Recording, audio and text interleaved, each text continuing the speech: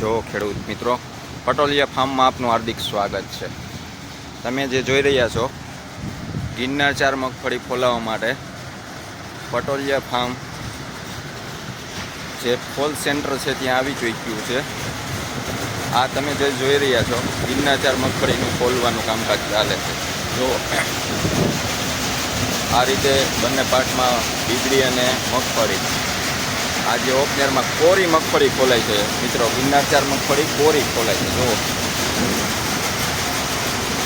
નથી પલાળેલી, નથી કાંઈ ભેજ આપેલો, સાવ એકદમ કોરી મગફળી ખોલાય છે।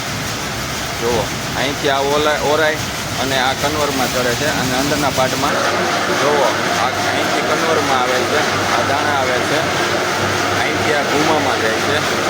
ગિરનાર 4 મગફળી જો આ બિયા ખોલવાનું કામ ચાલે છે, તમે જોઈ રહ્યા છો।